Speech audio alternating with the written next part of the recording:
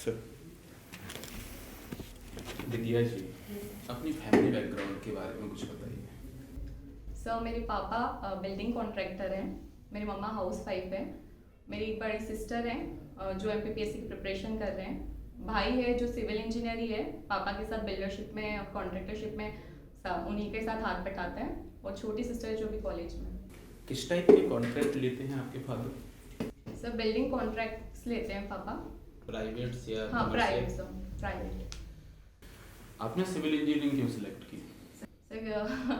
As I tell you कि मेरे पापा बिल्डिंग कॉन्ट्रैक्टर हैं, तो जब मैं देखती थी उनके साथ साइट जाती थी, उनके इंजीनियर आते थे, तो मैं उनसे बहुत प्रभावित होती थी। इस वजह से मैंने सिविल इंजीनियरिंग।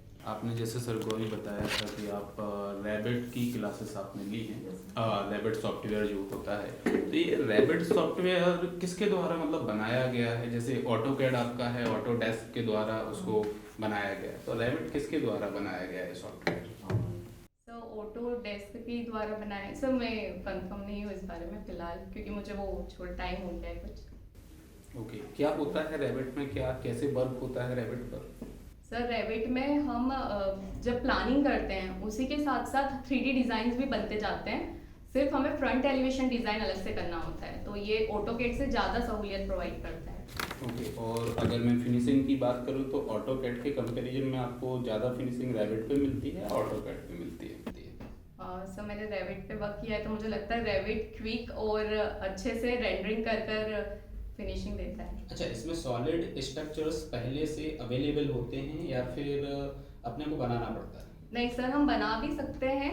बनाना हमें ऑटोकैड से पड़ता है, उसे हम रैबिट में लेकर आते हैं, बट रैबिट में भी हम ऑनलाइन कुछ स्ट्रक्चर्स जो बने होते हैं उन्हें उठा सकते हैं। आपने ये भी बताया आप टीचिंग करते थे, Yes. कौन सा सब्जेक्ट आप पढ़ाते थे? सर आरसीसी, सोम, बिल्डिंग डिजाइनिंग, ड्राइंग। डिफ्लेक्शन को कैसे कंट्रोल किया जाता है? अगर बीम में डिफ्लेक्शन हो रहा है या स्लैब में डिफ्लेक्शन आ रहा है तो कैसे कंट्रोल करोगे आप? सर डिफ्लेक्शन कंट्रोल करने के लिए हम नंबर ऑफ बार्स ज़्यादा प्रोवाइड करते हैं, उनके डायमीटर को कम करके। नंबर ऑफ बार्स ज़्यादा प्रोवाइड करते हैं कम डायमीटर के। आईएस कोड कुछ रिकमेंड नहीं करता यस है सर, यहाँ पे? IS 456 क्या रिकमेंड करता है आईएएस डिफ्लेक्शन को कंट्रोल करने के लिए? सर हाँ, लेंथ अपॉन डेप्थ का जो रेशियो होता है उसे हमें मेंटेन करके रखना रहता है। लाइक तीनों के लिए अलग अलग होता है, जैसे कैंटिलीवर, सिंपली सपोर्टेड और कंटिन्यूअस बीम के लिए उस रेशियो को हमें मेंटेन करना होता है डिफ्लेक्शन कंट्रोल के लिए। प्री स्ट्रेस्ड कंक्रीट और आरसीसी में क्या डिफरेंस है?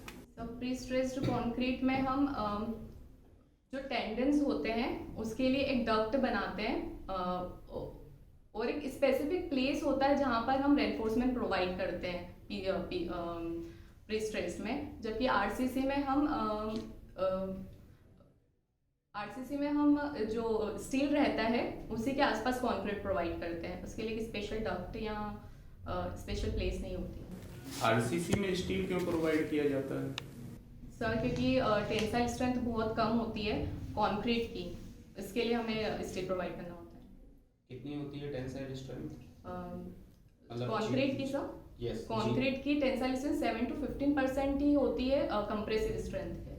कंप्रेसिव स्ट्रेंथ को कैसे फाइंड आउट किया जाता है? सर कंप्रेसिव स्ट्रेंथ को टेस्ट किया जाता है, हमें उसके लिए क्यूब टेस्ट करना होता है, जो 15 x 15 सेंटीमीटर का एक क्यूब तैयार करना होता है। उसे हम 7 डेज और 28 डेज के लिए कंप्रेसिव स्ट्रेंथ उसमें टेस्ट करते हैं। कंप्रेसिव स्ट्रेंथ आप 7 डेज में भी निकालते हैं? Yes, sir. 28 डेज में भी निकालते हैं? Yes sir. तो मतलब आप जो रिजल्ट यहाँ पे प्रोवाइड करते हो 7 डेज का रिजल्ट प्रोवाइड करते हैं? सर बोथ, दोनों ज़रूरी होती है, क्योंकि 7 डेज में 67% तक उसे अटेन करना चाहिए कैरेक्टरिस्टिक स्ट्रेंथ, और 28 डेज में भी हमें दोनों चाहिए होती है। क्यूब के अलावा हम कोई दूसरा शेप क्यों नहीं लेते हैं? सर क्यूब के अलावा हम ले सकते हैं सिलेंडर यूज़ कर सकते हैं, और क्योंकि वो हमें कम कैरेक्टरिस्टिक स्ट्रेंथ प्रोवाइड करता है, इसलिए वो सेफ साइड में हो सकता है। चाहे तो हम सिलेंडर भी यूज़ कर सकते हैं। एक्चुअल में हमें सिलेंडर यूज करना चाहिए या क्यूब ही यूज करना चाहिए? सर सिलेंडर भी यूज़ कर सकते हैं। क्या डायमेंशन होती है सिलेंडर की? Sorry sir. LSM, WSM और अल्टीमेट लोड मेथड नाम सुने? Yes sir. क्या डिफरेंस है इन तीनों मेथड्स में? सर लिमिट स्टेट मेथड हमें सेफ साइड प्रोवाइड करती है, इसमें रेनफोर्समेंट ज़्यादा होता है as compare to WSM। Working load method में फैक्टर ऑफ सेफ्टी यूज़ नहीं की जाती है।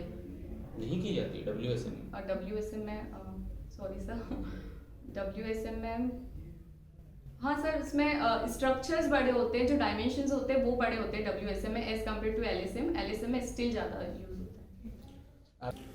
आप जैसे अभी PhD डिपार्टमेंट में वर्क कर रहे हैं, तो क्या अभी वर्क चल रहा है आपका, क्या साइट आप देख रहे हैं यहाँ पे? सर इसमें कुछ 4-5 प्रकार के वर्क चल रहे हैं, जैसे JJM मिशन, JJM चल रहा है, स्कूल आंगनवाड़ी का वर्क चल रहा है। इसके पहले मैंने जिन्नत शून्य योजना और CMY योजना खत्म की हुई है, ये वर्क चल रहा है सर अभी। और हैंडपम्प और बोर ड्रिलिंग भी चल रहा है। हैंडपम्प और बोर ड्रिलिंग। सोनकच्छ में कितनी डेप्थ पर मतलब वाटर अवेलेबल हो जाता है अगर आप ड्रिलिंग करते हैं तो? सर मेनली अभी जो हो रहा है हम उसे 700 से 800 फीट तक बोर कर रहे हैं, क्योंकि वो बहुत सूखा एरिया है जो सोनकच्छ का है। 700-800 फीट डेप्थ पे हम किस किस टाइप की सॉइल आपने वहाँ पे देखी, ऑब्जर्व की जब ड्रिलिंग हो रही थी? सर हार्ड मूरम वहाँ पर निकलती है, सॉफ्ट रॉक निकलती है वहाँ पर। Hard moorum, soft rock and soil with the कंकर।